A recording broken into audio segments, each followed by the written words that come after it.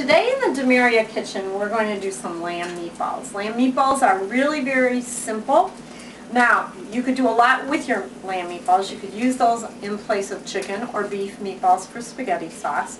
But we actually use an Indian sauce. It's based with tomato seasoning, and we add onions, sometimes some Kalamata olives. I oftentimes even will add some sauteed red peppers in with the sauce. But today we're just starting with lamb meatballs, and we're going to do the rest of the process tomorrow.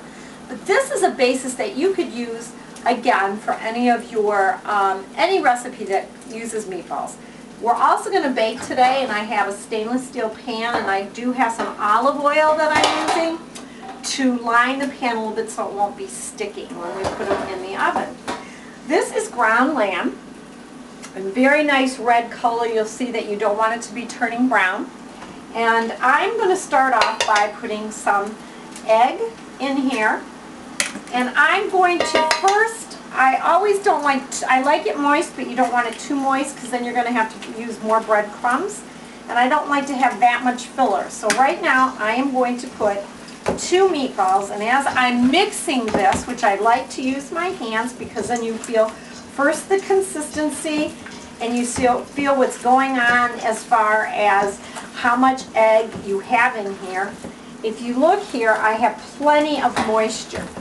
Now, when we're making chicken meatballs, we like to add basil and spinach for moisture, but I find that the lamb meatballs really don't need a lot of moisture, and I don't like too much seasoning in them because the sauces that I use with my lamb meatballs have plenty of seasoning. So at this point, we are mixing all that egg in there together, and there's plenty, like I said, of moisture in here, so I'm not going to use a whole lot of breadcrumbs. Today I'm going to show you the option of brown rice breadcrumbs. There's only brown rice in here, and you can get this at Whole Foods. You can get this at probably your local health food store. And I'm just going to put a touch of breadcrumbs in there. Again, I don't like it filler, but you want it to be able to hold it together. So if you notice, there's not that much. I don't usually measure. There is about 2 pounds, I think, maybe a little over 2 pounds of lamb meatballs, or lamb meat, ground meat in here. And if you notice, I probably put 1/4 of a cup. All right, and so this is almost done. A nice mix.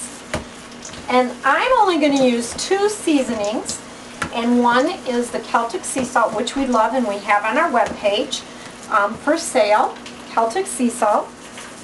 So I'm going to put generous amount in there.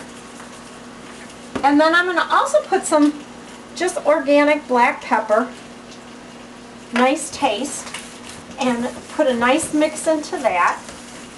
Now sometimes I actually saute this just to brown them in olive oil on top of the stove. So I'm sauteing, I'm not frying, I'm just sauteing them just to brown. I put them on a paper towel and let that drain, and then I put it in a sauce and let it bake on top in like a Dutch oven on top of my stove for a period of time. Usually a good hour, hour and a half. Everything's nice and moist. So now I'm really fond of smaller meatballs.